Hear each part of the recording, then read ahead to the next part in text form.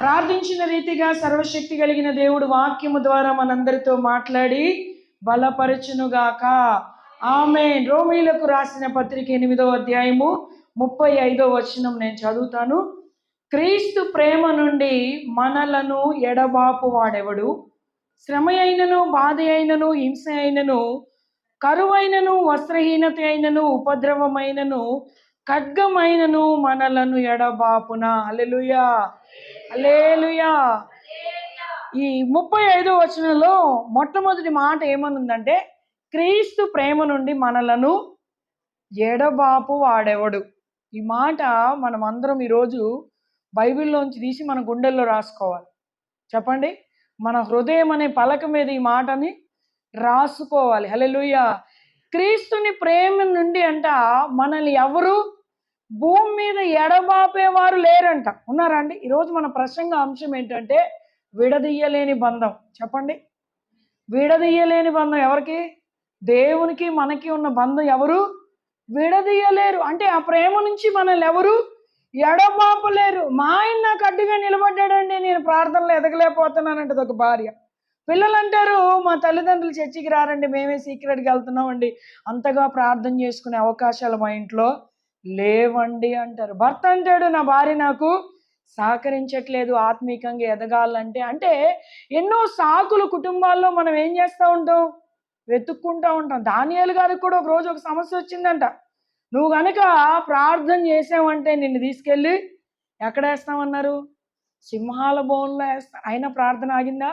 ఈరోజు చిన్న ఆటంకం వస్తే ప్రార్థన ఆగిపోతుంది, చిన్న ఫంక్షన్ వస్తే ప్రార్థన ఆగిపోద్ది, ఇద్దరు బంధువులు ఇంటికి వస్తే ప్రార్థనకే అంతరాయం కలుగుతుంది. హల్లెలూయా, హల్లెలూయా. అంటే వాక్యం ఏం చెప్తుందంటే, క్రీస్తు ప్రేమ నుండి ఎవరు ఏది మనల్ని ఎడబాపలేరు. హల్లెలూయా అని పౌలు గారు వివరణ ఇస్తూ మళ్ళీ ఏమంటున్నారంటే, మనకి ప్రస్తుత కాలంలో జరిగే అన్నీ అక్కడ రాసి పెట్టారు.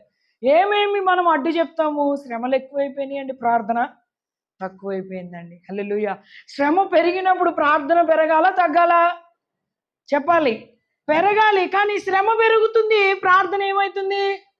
తగ్గిపోతూ ఉంది. అందుకనే పౌలు గారు అంటాడు, శ్రమ అయినా, బాధ అయినా, హింస అయినా, కరువైన, వస్త్రహీనత అయినా, ఉపద్రవమైన, ఖడ్గమైన మనలను ఎడబాపున. హల్లెలూయా. అంటే ఇన్ని రకాలుగా ఏది మనల్ని ఎడబాపలేదని పౌలు గారు ఒక మాట రాస్తే అయిపోద్దిగా. మనలాంటి వాళ్ళు ఉంటారు, మనం ఇన్ని రకాల సాకులు చెప్తామని ఆయనకు ముందుగానే పరిశుద్ధాత్మ దేవుడు బయలుపరిచి ఈ మాటలు రాయించాడు మన కొరకు. హల్లెలూయా, హల్లెలూయా. మనం చెప్పే సాకులన్నీ ఉన్నాయి ఇక్కడ, ఉన్నాయా లేదా? ఇస్సాకు అంటండి, కరువులోనే విత్తనం వేసి, చెప్పాలందరూ, కరువులోనే విత్తనం వేసి 100 పంట కోసాడంట. హల్లెలూయా, హల్లెలూయా. అసలు మనం ఏం చేస్తాం? ఊరంతా కరువే ఉందండి, ఇంకెక్కడ విత్తనం వేస్తాం అంటాం. అవునా కదా? ఇప్పుడు కరోనా కాలం నుంచి ఏమైందంటే, మాకు పల్లెటూరు పరిచర్య కూడా ఉంది కాబట్టి, కరోనా కాలం నుంచి ఏమైందంటే, మనుషులకి ఎట్లా కరోనా వచ్చి చనిపోయారు, భూమికి కూడా వచ్చింది తెగులు. భూమి లోపల నుంచి పంటను తినేస్తున్నాయి చెట్లని. ఇప్పుడు 3-4 సంవత్సరాల నుంచి ప్రతి రైతు కూడా ఈ సమస్యని ఎదుర్కొంటా ఉన్నారు. హల్లెలూయా, హల్లెలూయా.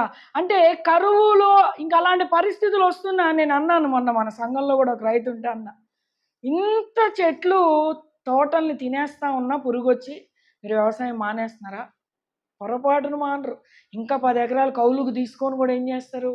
మళ్ళా విత్తనము వేస్తాను. అంటే ఈ మాట నేను చెప్పడానికి కారణం ఏంటో తెలుసా? వాళ్ళకి తోటకి తెగులు వస్తున్నా, పంట నష్టం కలుగుతున్నా, రైతు విత్తనం వేయడం మానట్లే, దున్నడం మానట్లే, ప్రయాసపడ్డం మానట్ల. మళ్ళీ అదే కష్టం మరుసటి సంవత్సరం రైతు ఎలాగ చేస్తున్నాడో, ఈరోజు క్రీస్తుని రక్షకుడిగా అంగీకరించిన మనము కూడా ఒక శ్రమ వచ్చిందనో, ఒక నింద కలిగిందనో, ఒక అవమానం కలిగిందనో క్రీస్తుని పక్కన పెట్టడానికి వీలు లేదు. హల్లెలూయా. ఈ 8వ అధ్యాయం అంతా మనం చూస్తే పౌలు గారు అంటాడు, శరీర సంబంధులు, ఆత్మ సంబంధులు అని డివైడ్ చేస్తాడు. చెప్పండి, 2 రకాలుగా అధ్యాయాన్ని డివైడ్ చేసి మాట్లాడతాడు ఆయన. శరీర సంబంధుల కంటే ఆత్మ సంబంధమైన విషయాలు అర్థం కావంట. మనము రక్షణ పొందిన తొలి దినాల్లో లోకంలో నుంచి రక్షించబడ్డాం కాబట్టి మన ఆలోచనలన్నీ ఎలా ఉంటాయి? శరీర సంబంధంగానే. అంటే లోకంలో మనకు కొన్ని అలవాట్లు ఉంటాయి, కొన్ని పద్ధతులు మనం అవలంబించి వచ్చాం కాబట్టి మనకి ఆత్మ సంబంధమైన సంగతులు అంతగా అర్థం కాని దినాలు ఉంటాయి తొలి దినాల్లో.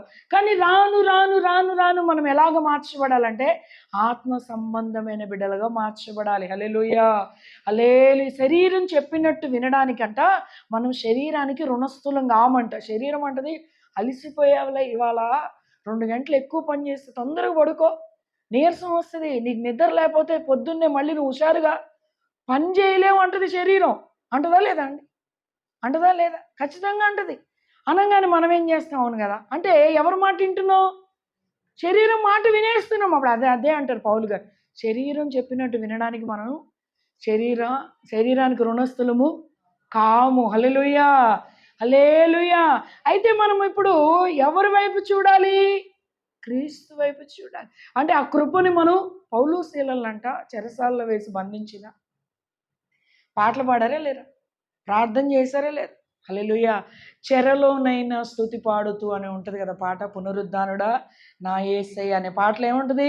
చెరలోనైనా స్తుతి పాడుతూ. చెర రాగానే మన స్తుతి ఆగిపోతుంది, శ్రమ కలగంగానే మన స్తుతి ఆగిపోతుంది, ఇబ్బంది కలగంగానే మన స్తుతి ఆగిపోతుంది. కానీ భక్తులు ఏం చేశారు? మనకి ఏ విధానాలు నేర్పించారంటే చెరలో కూడా వారు స్తుతించారు, చెరలో కూడా వారు పాటలు పాడారు, కరువులో కూడా వారు విత్తనాలు వేశారు. క్రీస్తు ప్రేమ నుంచి వారిని ఎవరు ఎడబాపలేకపోయారు. హల్లెలూయా, హల్లెలూయా. ఈరోజు అన్ని రంగాలలో ఒక వ్యక్తి దీవించబడుతున్నాడు. ఆధ్యాత్మికంగా, ఆర్థికంగా, విజ్ఞాన విషయంలో, జ్ఞాన విషయంలో, చదువు విషయంలో, తెలివి విషయంలో అన్నిట్లో వర్ధిల్లుతానే ఉన్నాడు. దేని విషయంలోనయ్యా తక్కువైపోయేది అంటే ఆత్మీయతలోనే తక్కువైపోతా ఉన్నాడు. హల్లెలూయా, హల్లెలూయా. మళ్ళీ కొంతమంది ఏమంటారంటే అన్నీ ఇప్పుడు పౌలు గారు చెప్పిన ఈ మాటలన్నీ మనం చెప్తానే ఉన్నా, ఇప్పుడు కొత్తగా దేని గురించి మాట్లాడుకుంటారంటే బయట జరుగుతున్న విషయాల గురించి మాట్లాడుకుంటారు. ఆ రోజు దానియేలుకు వచ్చినటువంటి పరిస్థితులు మనకు కూడా వస్తాయేమో. ఏంటివో చెప్పండి? ప్రార్థన ప్రార్థన చేయకూడని పరిస్థితి కదా. ఇట్లాంటి విషయాలు ఎక్కువ మనం మాట్లాడుకుంటాం. వారు అధికారంలోకి వస్తే ఇలా చేస్తారంట, వీరు అధికారంలోకి వస్తే ఇలా చేస్తారంట. ఒక మాట చెప్పనా? భక్తి ఎప్పుడు మనుష్యుల్లో, నాయకుల్లో, అధికారుల్లో ఆధారం చేసుకొని నడిపించేది కాదండి. భక్తి ఎప్పుడు దేవుడి శక్తిని ఆధారం చేసుకోవాలి. హల్లెలూయా, హల్లెలూయా. అంటే ఈ రాజ్యాలు, ఈ అధికారులు వీరు ఎవ్వరూ లేకముందే అంట, భూమికి పునాదులు వేయబడక ముందే నిన్ను నన్ను దేవుడు చూశాడంట. హల్లెలూయా. అంటే ఎక్కడి నుంచి ఉందని చెప్పండి? భూమికి ఇంకా పునాది పడలే, భూమి తయారు చేయబడలేదు. ఆ భూమి మీదకి ఇంకా ఆదాము అవ్వగారే రాలేదు. అప్పటికే మనం ఎవరి ప్రణాళికలో ఉన్నాం? దేవుని ఎక్కడ బంధం కదా ఈ బంధం? భూమికే పునాదులు వేయబడినప్పటి నుంచి ఉన్న బంధం ఈ బంధం.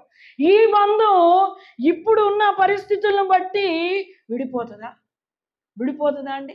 అంటే దేన్ని ఆధారం చేసుకుంటున్నాం మనం? న్యూస్ పేపర్నా, టీవీ ఛానల్ని ఆధారం చేసుకుని మన భక్తి నడుస్తుందా?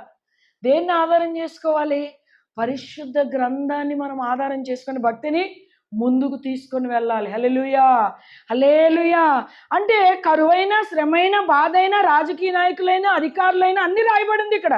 పౌలు గారు అంటారు, అదే 38వ వచనంలో ఉంటుంది, మరణమైనను జీవమైనను దేవదూతలైనను ప్రధానులైనను ఉన్నవి అయినను రాబోవునవైనను అధికారులైనను ఎత్తైనను లోతైనను సృష్టింపబడిన మరి ఏదైనను మన ప్రభు అయిన క్రీస్తు యేసునందలి ప్రేమ నుండి మనలను ఎడబాప నేరమని రూఢిగా నమ్ముచున్నాను. హల్లెలూయా. ఇవాళ అందరి ఇంటికి వెళ్ళినాక ఏం చేయాలంటే ఈ రోమీలకు రాసిన పత్రిక 8వ అధ్యాయం 35 నుంచి 39 దాకా కంటత పట్టాలి. రోజు అది చదువుకొని ప్రార్థన చేసుకొని బయటికి వెళ్ళాలి. హల్లెలూయా, హల్లెలూయా. అక్కడ ఏమేమి రాయబడిందండి? మరణమైన జీవమైన. అంటే మరణము కూడా క్రీస్తు నుండి మనల్ని ఏం చేయదంట? విడదీయలేదంట, ఎడబాపలేదంట. మరణమైన జీవమైన, ఆఖరికి దేవదూతలైన ప్రధానులైన, మళ్ళీ అక్కడ రాయబడిన మాట ఉన్నమైనా, చెప్పాలందరూ ఉన్నమైనా అంటే ఇప్పుడు ప్రస్తుతం ఉన్న పరిస్థితులైనా, ఇవి కఠినమైనవే కావచ్చు, దుర్దినాలే కావచ్చు, అపాయకరమైన దినాలే కావచ్చు, ఇప్పుడు ఉన్నవి అయినా, ఇంతకన్నా భయంకరమైనవి ఒకవేళ రాబోవునవైనా, హల్లెలూయా, రాబోవునవైనను అధికారులైనను, అందరు అండర్లైన్ చేసుకున్నమాట, ఎవరైనను అధికారులైనను ఎత్తైనను లోతైనను సృష్టించబడిన మరి ఏదైనాను. హల్లెలూయా. పౌలు గారు చెప్పకనే ఒక మాట అక్కడ చెప్తున్నారు. ఏంటంటే ఇవన్నీ ఏంటివంట? సృష్టించబడినవి. చెప్పండి అందరూ. ఎవరి చేత? మనము కలిగి ఉన్న దేవాది దేవుని చేత. అధికారులు రాజులైన దేవుడు నిర్ణయం మేరకే వారు ఆ సింహాసనం మీద ఆసీనులు అవుతారు. వారికి అధికారం ఇవ్వబడుతుంది. అది రాష్ట్ర వ్యాప్తంగా కానివ్వండి, దేశవ్యాప్తంగా కానివ్వండి, ప్రపంచవ్యాప్తంగా కానివ్వండి, అది దైవ చిత్తానుసారంగానే జరుగుతుంది. హల్లెలూయా. హల్లెలూయా. జనాలు అనుకుంటారు మనుషులకి మంచి చేస్తే మంచి అయినా, చెడు చేస్తే చెడ్డ అయినా అనుకుంటారు. మనం తీర్పులు తీర్చేస్తా ఉంటాం. అందుకే దేవుడు అన్నాడు, తీర్పు తీర్చడం మీ పని కాదు, అది నా పని. హల్లెలూయా. అంటే ఉన్నమైన, రాబోయినమైన, మరణమైన, జీవమైన, దేవదూతులైన, అధికారులైన, ఎత్తైన, లోతైన ఏది కూడా మనల్ని ఏం చేయలేదంట? క్రీస్తు ప్రేమ నుండి. చెప్పండి, ఇది ఏ బంధం? ఇది భయపెట్టి మందిరానికి పిలిచిన బంధమా? భయపెట్టి పిలిచిన బంధమా? ఏ బంధం అంటే ఈ బంధం? ప్రేమ బంధం. ఇక్కడ ఏమని రాయబడింది? దేవుని ప్రేమ నుండి, క్రీస్తు యేసునందలి దేవుని ప్రేమ నుండి మనలను ఎడబాపలేదు. హల్లెలూయా. మా అమ్మాయి అస్సలు వాళ్ళ నాడీని వదిలిపెట్టి ఉండదండి. ఆయన ఎక్కడికి వెళ్ళినా డ్యూటీకి తప్ప ప్రతి చోటకి మా అమ్మాయి వెళ్ళాల్సిందే అని తల్లి చెప్తుందా లేదా? అంటే తండ్రికి బిడ్డ అంతగా అలవాటు, తల్లికి కొడుకు అంతగా. ఇంకా వాళ్ళ ఇంట్లో ఎవరికి ఎవరు నచ్చితే వాళ్ళు ఏమంటారు? విడిచిపెట్టి ఉండలేరండి. అమ్మో, మొన్న ఒక సహోదరి చిన్నోడిని కూడా హాస్టల్లో వేస్తారా అంటే అంటుంది, వాళ్ళ నాన్నకి ఊపిరి లాంటివాడండి చిన్నోడు. అంటే ఎట్లాంటివాడంట? ఊపిరంట అసలే. హల్లెలూయా. వామ్మో, వాడిని విడిచిపెట్టి ఉండలేడు. హల్లెలూయా. అంటే ఎట్లా కన్వర్ట్ చేసేసుకుంటాం కదా మనం. ఊపిరి పోసింది ఎవరు? దేవుడు. అది ఇక ఆయన ఎడిపోతాడో పక్కకి. వీళ్ళు ఎవరంట? ఈడు నిన్నగాక మొన్న పుట్టినోడు, 2 సంవత్సరాలు అవుతుంది వీడు పుట్టి. వీళ్ళు లేనప్పుడు ఎట్ట బతికిరు కదండి. వీడు పుట్టగానే వీడేమైపోయాడంట? ఊపిరి అయిపోయాడంట. మరి పుట్టించిన దేవుడు ఎడిపోయాడు, ఈయన పుట్టించిన తల్లి ఎడిపోయింది. వీడి మధ్యలో వచ్చి ఈడేమైపోయాడు. అందుకే ఎవరి మీద ఊపిరిలు ప్రాణాలు పెట్టుకోమాకండి. అన్ని ఏసై మీదే పెట్టుకోవాలి. ఎవరి మధ్యలో వాళ్ళు ఎవరైనా ఒక రోజు మన ఇల్లు ఇడిచి 20కో 25కో, ఈ రోజుల్లో అయితే 30కి అమ్మాయి అయినా వెళ్ళిపోవాల్సిందే. ఎలా పైన పంపించేస్తాం బలవంతంగా. ఎవరు మనతోటి ఉండరు, ఉండకూడదు కూడా. హల్లెలూయా. హల్లెలూయా. అది దేవుడు పెట్టిన నియమమే. కుటుంబం దేవుడు ఏర్పాటు. కాబట్టి ఊపిర్లు ప్రాణాలు ఎవరి మీద పెట్టుకోకూడదు. ఎవరి మీద పెట్టుకోవాలి? దేవాది దేవుడి మీదే పెట్టుకోవాలి. ఎందుకంట ఆయన ఏం చూపించాడంటే మనకి ప్రేమ పెట్టి మనల్ని కొనుక్కున్నాడు. యేసయ్య అనంగానే దేవుడు దేనికి సాదృశ్యం చెప్పండి? అన్యులు కూడా క్రీస్తుని ఎరగని వారు కూడా అంటారు కదా, అబ్బాయి ఎంత గొప్ప దేవుడు అండి యేసయ్య. కుష్ఠవ్యాధి కలిగిన వాళ్ళు కూడా ముట్టుకున్నాడండి ఆయన వెళ్ళి. అంటారా లేదా? అంటారా లేదా? అంటే ఆయనలో ఏముంది? ప్రేమ. ఎందుకోనండి ఈ మధ్య నన్ను బాగా శ్రమల పాలు చేసేస్తున్నాడు దేవుడు. దేవుడు చేస్తాడా? ఎక్కడో అవిధేయత కనపరుస్తాం కాబట్టి శ్రమ వచ్చేస్తుంది. వెంటనే ఆయన దగ్గర కూర్చొని కన్నీటితో ఆయన పాదాలు కడిగితే మళ్ళీ కనికరించి దేవుడు దేవదూతలతో మనకి సహాయం పంపిస్తాడు. ప్రాణం పెట్టడానికి ఇంకా కోపాలు ఏంటండి? మనకు అర్థము కాక కొన్నిసార్లు ఏది మన జీవితంలో మైనస్ అయిపోతా ఉందంటే భక్తి మైనస్ అయిపోతుంది. ఏది ఏమైనా కూడా చూడండి, తుఫాన్ వచ్చినా డ్యూటీలు జరుగుతూనే ఉంటాయి. లేదు, ఏ సాఫ్ట్వేర్ ఆఫీసు మూయబడుతుంది, ఏ స్కూల్స్ కూడా బంద్ కావు. మరీ భయంకరమైన వర్షం వస్తేనే క్లోజ్, లేకపోతే అన్నీ రన్ అవుతా ఉన్నప్పుడు ఒక చిన్న సమస్య వచ్చిందని ప్రార్థన మానేయడం, మందిరం మానేయడం ఏమన్నా సబబా? ఫస్ట్ ఎవరి మీద అలుగుతారు? భర్త మీద భార్యకు కోపం ఉన్న దేవుడి మీద అలుగుతుంది. భార్య మీద భర్త కోపం ఉన్న ఇద్దరు కలిసి అంటే ఎట్లా అయిపోయాడు? దేవుడు స్థానం ఎట్లయిపోయింది మన జీవితంలో? ఎట్లయిపోయిందండి? నేను చేసుకోలే, నువ్వు చేసుకో ప్రార్థన అంటాం వెంటనే. అంటే ఏంటి? ఆ రోజు ఏమైంది? ఇక ప్రార్థన మన డిక్షనరీలో నుంచి పౌలు గారు అంటున్నాడు, కరువైన వస్త్రహీనత అయినా ఏది అసలు నీ నుండి నన్ను ఎడబాపలేదు కదయ్యా. అంటే ఈ విడదీయలేని బంధంలోకి వచ్చాం మనం. ఈ లోక బంధాలైనా అవి తాత్కాలికం, కొద్ది కాలమే. కానీ యేసుక్రీస్తు వారితో మనకున్న బంధం యుగ యుగాల బంధం. హల్లెలూయా. అందుకనే పౌలు గారి క్లారిటీగా మరణము కూడా విడదీయలేదు. పౌలు గారు అంటారు, ఏమంటారంటే, ఇప్పుడు మనం దేవుడి సన్నిధిలో మీరు ప్రభువుని నమ్ముకున్నారు కదా, మీకేం కావాలి అంటే ఏం చెప్తారు? మీరు ఈ లోకాన్ని విడిచే లోపు మీకు ఏమేం కావాలంటే ఏం చెప్తారు? ఏదో ఒక లిస్ట్ చెప్తారు కదా. మా అమ్మాయి పెళ్ళి అవ్వాలండి, మా పిల్లలు బాగా చదవాలండి, మేము పోయేలోపు మా పిల్లలిద్దరికి చెరో ఫ్లాట్ సంపాదించాలండి, లేదంటే మా వాడికి చిన్న గవర్నమెంట్ జాబు రావాలండి, ఏదో ఒకటి మన ఆశలు మన కోరికలన్నీ ఏం చేస్తాం, దేవుడి సన్నిధిలో పెడతాం. పౌలు గారికి ఆశ ఏంటో తెలుసా అండి? ఆయన మరణములో సమానమైన అనుభవం కావాలంట. అర్థమైందా? ఏం కావాలంటే పౌలు గారికి ఏం కావాలంట? యేసుక్రీస్తు వారి మరణంలో, అసలు ఆ మరణాన్ని ఊహించగలమా మనం? మరణం పునరుద్ధానములో నాకు సమానమైన అనుభవం కావాలి. అందుకనే ఆయన కాళ్ళకి, ఆయన చేతులకి, ఆయన నోటికి ఎవరు తాళాలు వేయలేకపోయారు. ఈ ప్రాంతంలో వద్దంటే ఇంకో ప్రాంతం, అక్కడ వద్దంటే ఇంకో దగ్గరికి, చెరసాల్లో వేసినా నోరు ఆగలేదు. పాటలు పాడుతానే ఉన్నాడు, స్తుతిస్తానే ఉన్నాడు. హల్లెలూయా, హల్లెలూయా. ఏ బలం కావాలని కోరుకున్నారంట? మరణంలో కావాలంటే పునరుద్ధానంలో. అంటే ఆయన ఎలా చనిపోయాడు, నేను అలాగే చనిపో. ఆయన ఎలాగ తిరిగి లేచాడో మరలా నేను అలాగే తిరిగి లేవాలి. హల్లెలూయా, హల్లెలూయా. అంటే అలాంటి అనుభవాలు పౌలు గారు కోరుకున్నారు కాబట్టి ఈరోజు మనకి ఇంత ఖచ్చితంగా రాశారు ఇక్కడ. ఏదో చిన్న చిన్న వస్తుందని మీరు బాధపడాల్సిన అవసరం లేదు, దిగులు చెందాల్సిన అవసరం లేదు, భయపడాల్సిన అవసరం లేదు. అలా అని చిన్న చిన్న వాటిని పక్కకు పెట్టుకొని దేవుని సన్నిధికి దూరం కావద్దు. హల్లెలూయా, హల్లెలూయా. ఏం చేయాలంట? ఈ వారం రాకపోతే వచ్చే వారం కల్లా అయ్యగారు ఫోన్ చేస్తేనే వస్తారు, వచ్చే వారానికి, లేకపోతే రారు. ఎవరి కోసం వస్తున్నావు మందిరానికి? అయ్యగారి కోసమా అంటారా? లేదంటే ఏంటండి 2 వారాల నుంచి రాపోయినా కనీసం మాకు ఫోను. ఉద్యోగంలో ఇంటర్వ్యూ తీసుకుంటారు, రేపు వచ్చి జాయిన్ అవ్వమంటారు. రోజుకోసారి మేనేజర్ గారు ఫోన్ చేస్తారు, నాన్న బస్సు ఎక్కావా, ఎక్కడి దాకా వచ్చావు నాన్న, దిగావా, సిగ్నల్ దగ్గర బండి అయిపోయిందా, ఏం కాదులే అంటాడా అండి? అంటాడా? ఇంకోటి, ఇవాళ రేపు మనల్ని జాబ్లో పెట్టుకున్న మేనేజర్ని కలిసే పరిస్థితులు కూడా, ఎందుకంటే డైరెక్ట్ ఫోన్పే, జీతం కూడా ఎక్కడొస్తుంది, తంబోడు పెట్టేశారు, టైంకి వెళ్ళాలి, తంబ వేసేయాలి, లేట్ అయినా అది డిడక్ట్ చేసుకుంటుంది, లీవ్ లైనింగ్ అన్నీ అందులోనే యాడ్, కటింగ్లు అన్నీ అయిపోయి ఫోన్పేలో నుంచి డబ్బులు వచ్చేస్తాయి. అయితే మందిరానికి రాకపోతే ఎవరు పలకరించాలి? అసలు అయ్యగారు పలకరించలేదని కూడా మందిరానికి రారు కొంతమంది. ఇక ఇట్లాంటి వాళ్ళందరూ క్రీస్తు ప్రేమ నుండి చాలా ఈజీగా బయటకు వెళ్ళిపోతారు. హల్లెలూయా.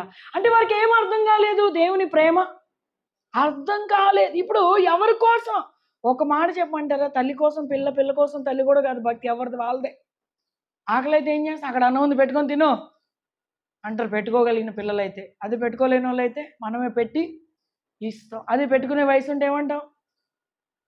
అంటే ఎందుకని? ఎవరు తింటే వారికే. ఇప్పుడు నా కడుపు నొప్పి వస్తే నేనే ట్యాబ్లెట్ వేసుకోవాలి, మీకేసే తగ్గుద్దా?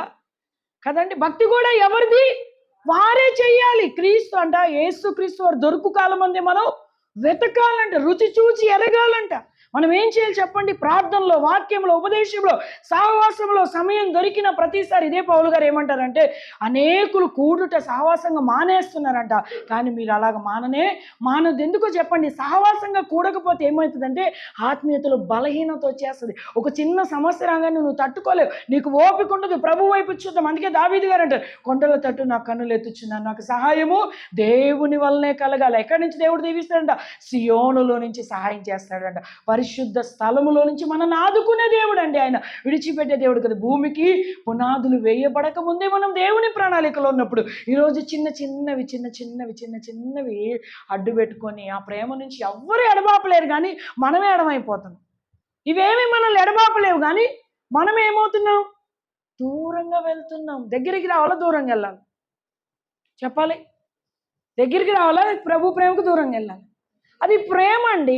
యేసుక్రీస్తు వారిని ఒక్క మాటలో చెప్పాలంటే ప్రేమ అంతే. ప్రేమమయుడు ఆయన, ప్రేమ స్వరూపి. అన్నిట్లో కూడా శ్రేష్టమైనది ప్రేమేనంట. హల్లెలూయా, హల్లెలూయా. అంటే నిలువెత్తు నిదర్శనం, ప్రేమకి నిదర్శనం ఎవరయ్యా అంటే యేసుక్రీస్తు వారు నిలువెత్తు నిదర్శనం. ఆయన మనకి దొరకటం ఈ లోకంలో మనం చేసుకున్న ఎంతో గొప్ప భాగ్యము. కలిగిన దాన్ని మనం ఏం చేయాలంటే గట్టిగా పట్టుకోవాలి. ఏం పట్టుకోవాలి? భక్తిని పట్టుకోవాలి.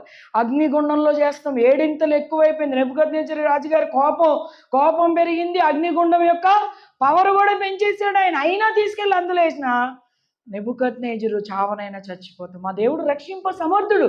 ఒకవేళ రక్షించకపోయినా ఏమవుతాము? ప్రతి మొక్కనే మొక్కము. హల్లెలూయా, హల్లెలూయా. ఇప్పుడు చిన్న వాటిని మనం అడ్డం పెట్టుకొని క్రీస్తు ప్రేమకు దూరం అయితే రేపు పెద్దవి వచ్చినాయి అనుకోండి, ఏం చేస్తాం? ఏం చేస్తామండి? వాళ్ళకి వచ్చినట్టు వచ్చినాయి అనుకోండి, దానియేలుకి వచ్చినట్టు, షద్రక్ మేషక్ అబేద్నెగోకి వచ్చినట్టు వస్తే ఏం చేస్తాం?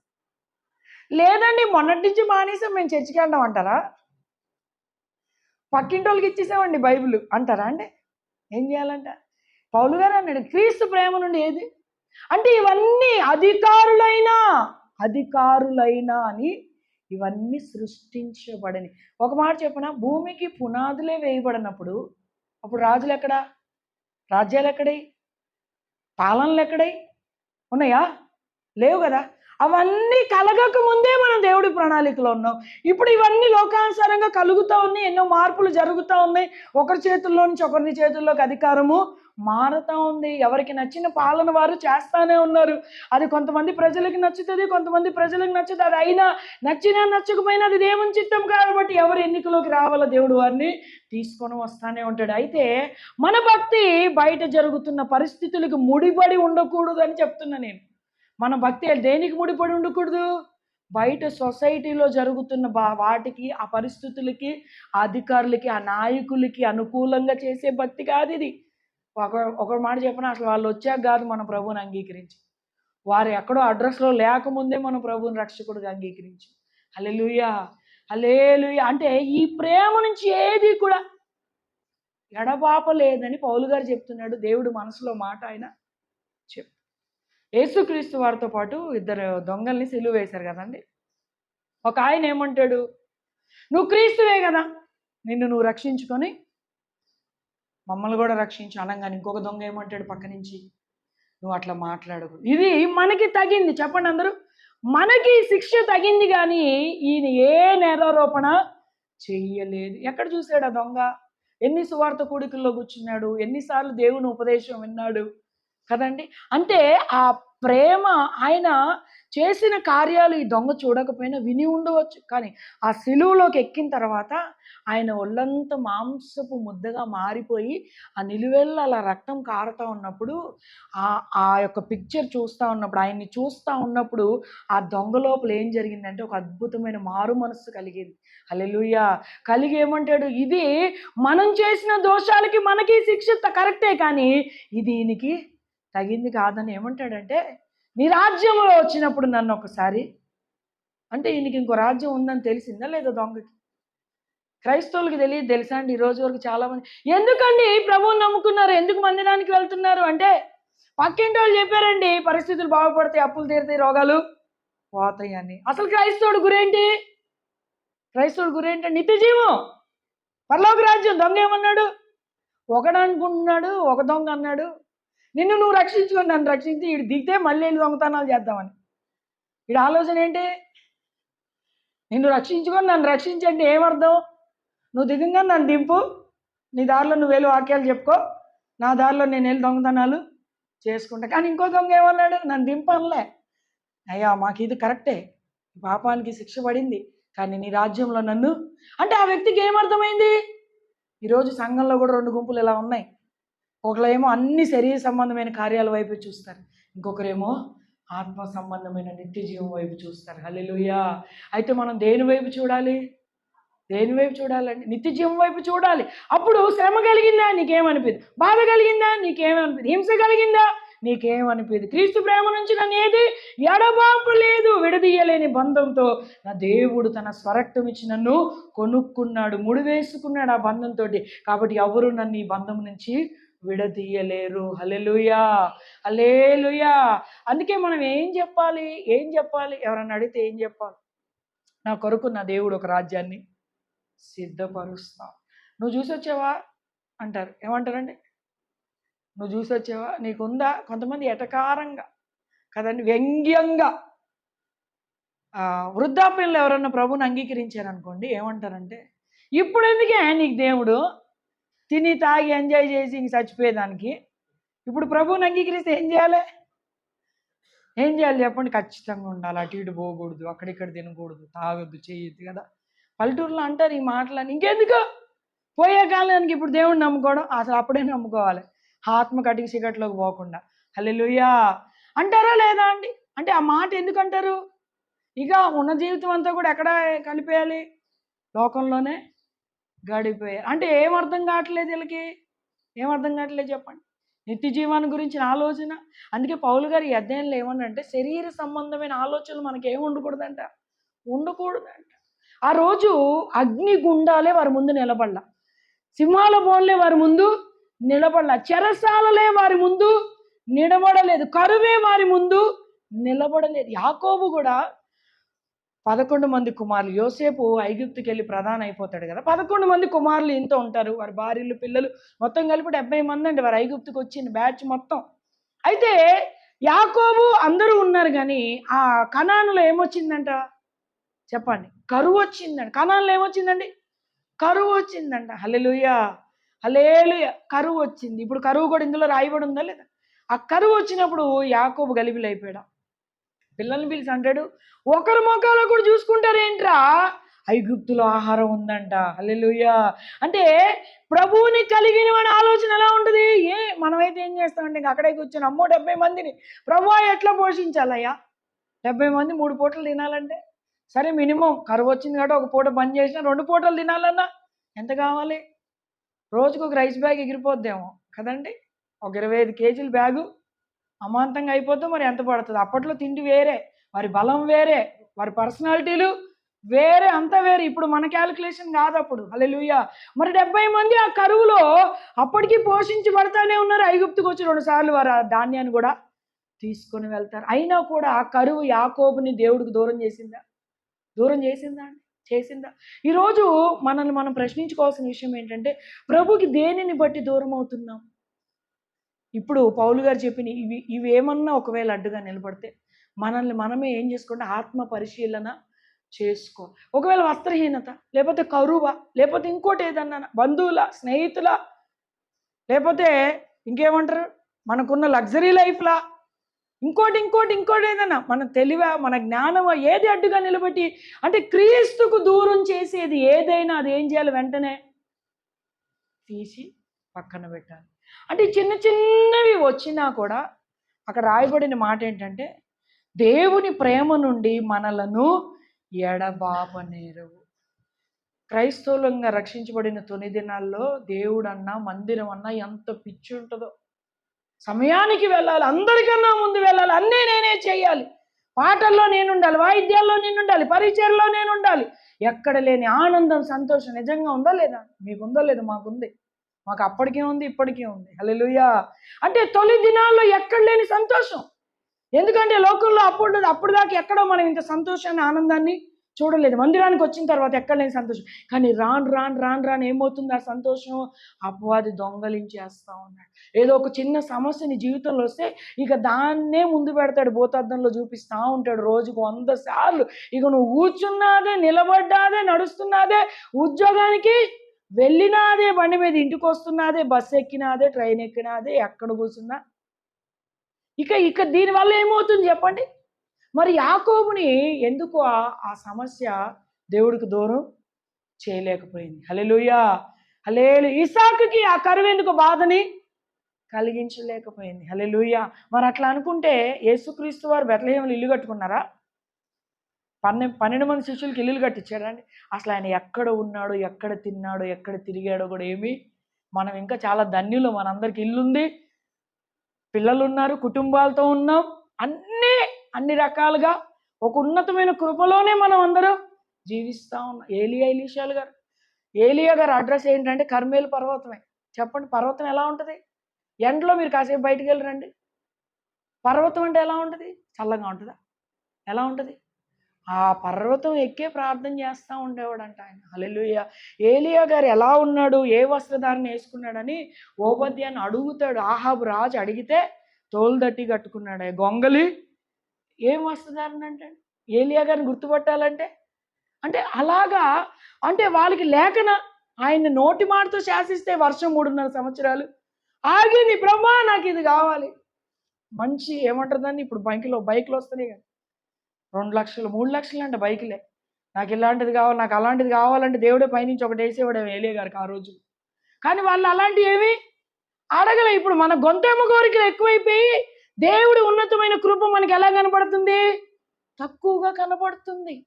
యాకోబు అంటాడు, వాళ్ళ మామగారి దగ్గరికి వెళ్ళేటప్పుడు ఆ బేతల దగ్గర ఆగి ప్రార్థన చేసుకుంటాడు కదా. అన్న వస్త్రాలు కలిగి ఉంటే చాలయ్యా, మళ్ళా వచ్చి ఇక్కడే నీకు దశంభాగం చెల్లించుకుంటానయ్యా అంటే 2 గుంపులుగా దేవుడు దీవించాడు. మరి వెళ్ళేటప్పుడు దేవుడికి మాట ఇచ్చి ఆ మాట మర్చిపోయాడు. 2 గుంపులుగా తిరిగి వచ్చాడు, కానీ దేవుడికి దశంభాగం ఇవ్వడు, మర్చిపోయాడు. వెళ్ళేటప్పుడు ఏమనుకున్నాడు? అన్న వస్త్రాలు కలిగి ఉంటే చాలయ్యా. హల్లెలూయా. ఏమీ లేనప్పుడు ఏమంటావు? సమృద్ధిగా ఉంటే చాలయ్యా అనిపిస్తుంది. కొద్దిగా సమృద్ధి ఎక్కువైతుంది, కొద్దిగా ఏమన్నా కొద్దిగా ఒక మంచి ఇల్లుంటే బాగుంటుంది అనిపిస్తుంది సిటీలో, మళ్ళీ అక్కడికి ఆగదు. పిల్లలు కొద్దిగా బండి కొనమంటున్నారు, కొనుక్కోవాలి, అన్నీ అవసరం. దేవుడు ఖచ్చితంగా మన అవసరాలన్నీ తీరుస్తాడు. కానీ నేనేమంటున్నానంటే అదేదో జరగలేదనో, అదేదో ఆలస్యం అయిందనో దేవునికి నీకు మధ్య ఉన్న ప్రేమలో ఎడబాటు రాకూడదు. హల్లెలూయా, హల్లెలూయా. ఏవేవో మనం కోరుకొని ముందు పెట్టుకొని, ఇది నా యేసయ్య చేయలేదు కదా, నా మనసుకు బాధ కలిగింది కదా, ఇన్ని సంవత్సరాలు నా భక్తి దేవుడు లెక్కలోకి తీసుకోలేదా అని నీకు నువ్వుగా బాధపడుతూ దేవుడి ప్రేమ నుంచి నువ్వు బయటికి వెళ్ళావనుకో, నిన్ను కాపాడి సంరక్షించే వాళ్ళు ఎవరు ఉండరు. ఒక దొంగ ఏమన్నా నిన్ను నువ్వు రక్షించుకొని నన్ను ఇంకొక ఆయన ఏమన్నా నీ రాజ్యంలో నన్ను జ్ఞాపకం చేసుకో. హల్లెలూయా. అంటే ఆయన ప్రేమమూర్తి అన్న విషయం ఆ దొంగకి అర్థమే. ఈరోజు దేవుని పిల్లలుగా మనకేం అర్థం అవ్వాలి? నిలువల్ల ఆయన ప్రేమను, పరిశుద్ధతను వస్త్రముగా ధరించుకున్న దేవుడు. నీకు నాకు ఏది ఆయన తక్కువ చేసే దేవుడు కాదు. అయితే వీటన్నిటి మధ్యలో వస్తున్న గ్యాప్ వల్లే కృపను దూరం చేసుకుంటాం, ప్రేమను దూరం చేసుకుంటాం, కనికరాన్ని దూరం చేసుకుంటాం. ఆయన సన్నిధిలో మోకరించి ప్రార్థన చేసి ఉపవాసంతో అడగడం అలవాటు లేక. నిన్న ఒక సహోదరి ఫోన్ చేసింది, ప్రమోషన్ వస్తుంది, ట్రాన్స్ఫర్లు కూడా పడుతున్నాయి, 2 వస్తున్నాయి, కొద్దిగా భయం అనిపిస్తుంది. ప్రమోషన్ సంతోషమే, కానీ ట్రాన్స్ఫర్ దూరంగా వేస్తే చిన్న బాబు ఉన్నాడు, నాకు ఇబ్బంది అంటే. నేను అన్నా, నువ్వు చింతపడ్డం ఎందుకు? రేపు ఆదివారం కదా, ఉపవాసం ఉండండి, చక్కగా ప్రార్థన చేసి ప్రభు చేతి సమస్యను అప్పచెప్పండి. శాసనాలను మార్చిన దేవుడు, రాజుల అధికారుల్ని మార్చిన దేవుడు. సొల్యూషన్ మన చేతుల్లో ఉంది కదా, ఉందా లేదా? ఉన్నప్పుడు ఏం చేయాలి? ఇక టెన్షన్ పడద్దు, బాధపడద్దు, భయపడద్దు. వెంటనే ప్రార్థన చేసి ప్రభు చేతులకు అప్పగించేస్తే ఆయన నినివే పట్టణానికి యోనా గారు వెళ్ళి అన్నారంట, మొత్తం దేవుడు ఉగ్రతను కుమ్మరిస్తాడంట, మీరు అందరూ పాపులు అంట అనగానే రాజుగారు మొదలుకొని కూలి పని చేసుకునే వారి వరకు అందరూ కూడా ఉపవాసం ఉండి దేవుడి సన్నిధిలో పశువులకు కూడా గడ్డి పెట్టలేదంట, నీళ్లు పెట్టలేదంట. ఉపవాసంతో ప్రార్థన చేస్తే దేవుడి కనికరం ఆ నినివే పట్టణం మీదకి దిగి వచ్చిందంట. హల్లెలూయా. ఈరోజు దేవుడు కృప దిగి వస్తుంది, కనికరం దిగి వస్తుంది. అయితే అవి పొందుకునే మార్గాలు కూడా బైబిల్లో ఉన్నాయి కదా. అవేం చేయాలి? పొడి ప్రార్థనలు 2 ముక్కలు స్కూల్లో పిల్లలకి చెప్తారు కదా, పొద్దున్నే స్కూల్కి పోగానే చేపిస్తారు కదండి, ఏమంటారు, ప్రతిజ్ఞ చేపిస్తారు కదా వాళ్ళతోటి. ఎంతసేపు చేస్తారు? ఒక 5 మినిట్స్ చేస్తారు.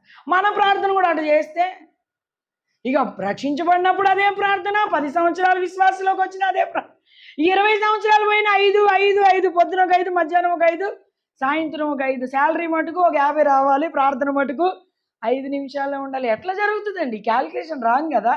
ఉండేదేమో అరకిలో బియ్యం పొయ్యి మీద పెట్టి 10 మందికి అన్నం కావాలంటే ఇది ఎంత వెర్రితనం. మన ప్రార్థనలు కూడా అట్లుంటాయి. నువ్వు దేవుని సన్నిధిలో కూర్చొని చేసే ప్రార్థన ఇంతే ఉంటుంది.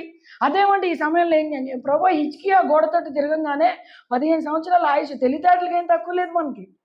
మళ్ళీ వాళ్ళని వీళ్ళని అది ఏ సందర్భంలో చేశాడు, ఎందుకు చేశాడు ఆయన, ఆ సందర్భానికి ఈ సందర్భానికి ముడి పెడతాడు. ప్రభు ఈరోజు చాలా పనులు ఉన్నాయి నాయన, కాబట్టి ప్రార్థన చాలా తక్కువ చేస్తాను, పనుల భారం చాలా ఎక్కువ ఉంది. చాలా పనులు ఉంటే 3ంటికి లేగాలి, లేదంటే 2ంటికి లేగాలి, లేదా 12ంటికి లేచి 1 గంట ప్రార్థన చేసుకోవాలి. అలానే ప్రార్థన తగ్గించకూడదు. హల్లెలూయా.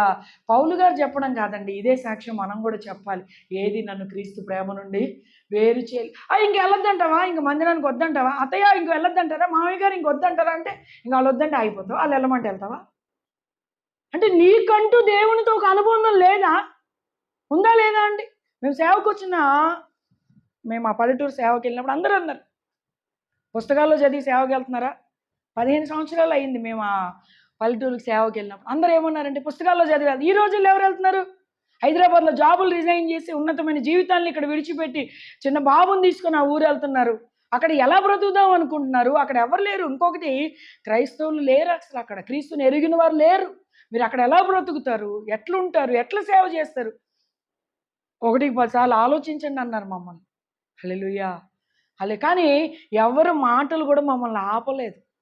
ఎందుకంటే మాకు సపరేట్ టేస్ట్ తెలుసు ఆయన గురించి. మేము ఎక్కువగా ఆయన ప్రేమని రుచి చూసాం. మా జీవితాల్లో దేవుడు ఎంతగా పనిచేశాడో మేము అది రుచి చూసాము కాబట్టి ఆ రుచిని అనేకులకి పంచడానికి మేము ధైర్యం చేసి వెళ్ళాం. నేను అనుకున్నాను, ఆత్మ యెహోవా పెట్టిన దీపం కదా, ఇక్కడున్న ఆయనే పోషిస్తాడు, అక్కడున్న ఆయనే పోషిస్తాడు. అక్కడికి వెళ్ళేటప్పుడు చాలామంది ఆ ఊరు గురించి చాలా భయంకరంగా చెప్పారు.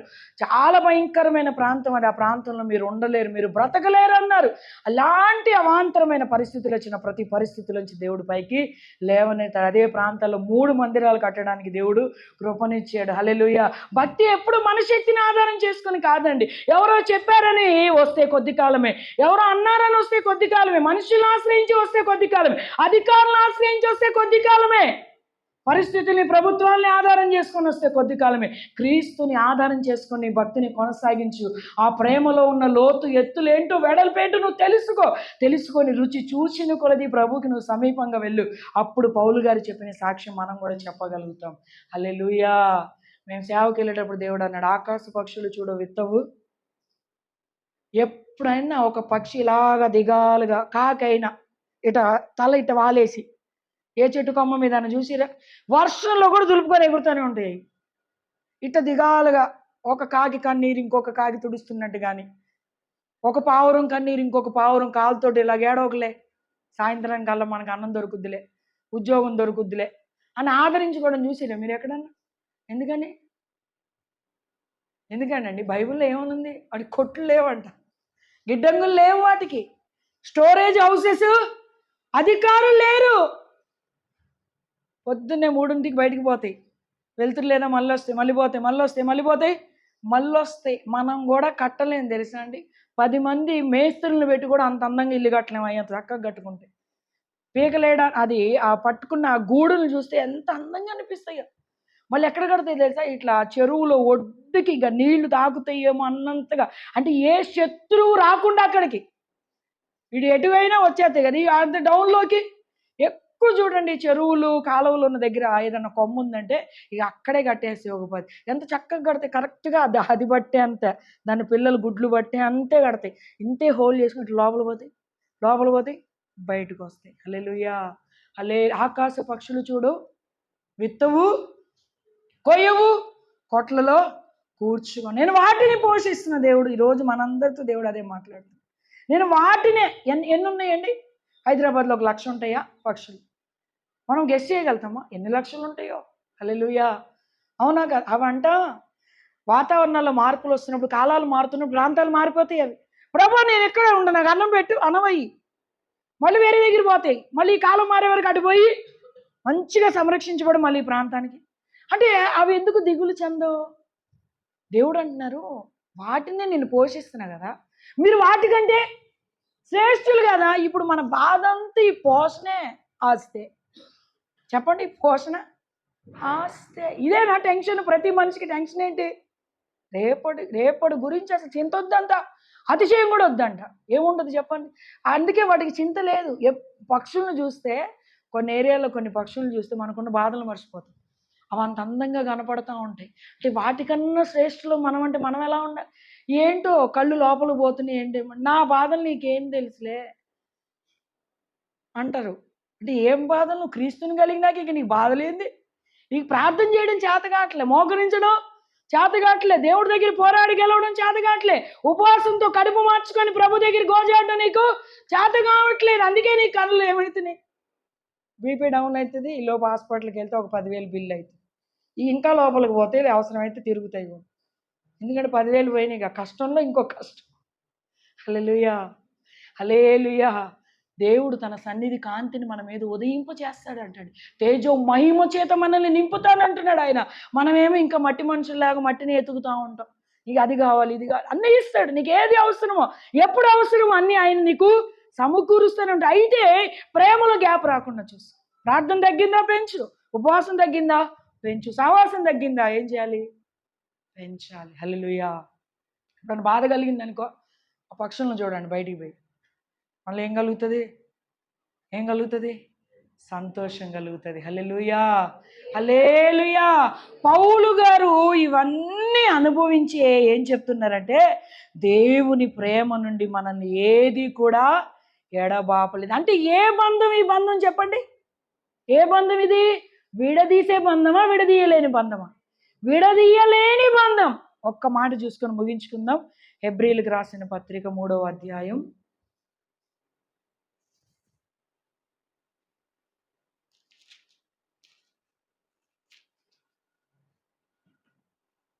12వ వచనం.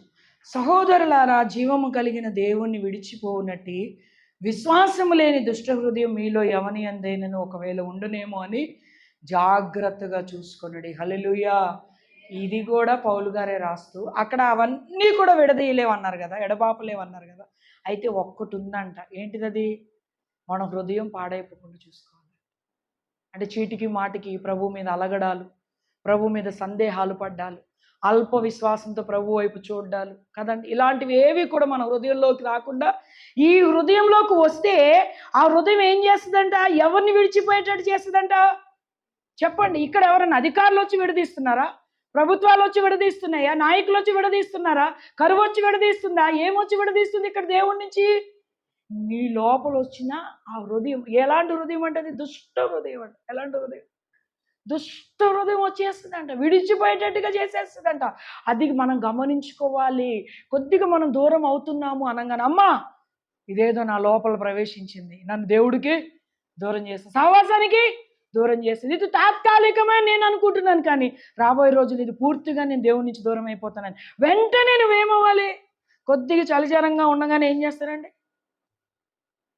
కొద్దిగా చలిచలిగా అమ్మో జ్వరం జ్వరం జ్వరం జ్వరం జ్వరం వచ్చేసింది, డోలో 650, పారాసిటమాల్ 500 mg అంటారా లేదా? ఎందుకని? మీకు తెలిసిపోతుంది సిమ్టమ్. బాడీలో కొద్దిగా ఏదో బలహీనత వచ్చేసింది అనిపిస్తుంది కదా. మరి ఆత్మీయతలో కూడా అది గమనించుకునే కృప అడగాలి. ఎక్కడైనా ప్రభువుకు ఒకవేళ అపవాది మన హృదయంలో లేనిపోని విష బీజాలు విత్తుతున్నాడు అనుకోండి, వెంటనే అది గమనించుకొని, అందుకనే పౌలు గారు ఆత్మ సంబంధులుగా ఉంటే ఈ విషయాలు అర్థమవుతాయి. క్రీస్తు ప్రేమ నుంచి ఎడబాపకుండా ఆలోచనలు దేవుడు ఏం చేస్తాడంటే, అలాగ మనం దేవుడి కృపలో దాగి ఉండేటట్టుగా దేవుడు మనల్ని నడిపిస్తాడు. హల్లెలూయా, హల్లెలూయా. ఇప్పుడు చెప్పండి, క్రీస్తుతో ఉన్న బంధం ఏనాటి బంధం? జగత్తుకి పునాది వేయబడక ముందే మనకి ఆయనతో బంధం ఉంది.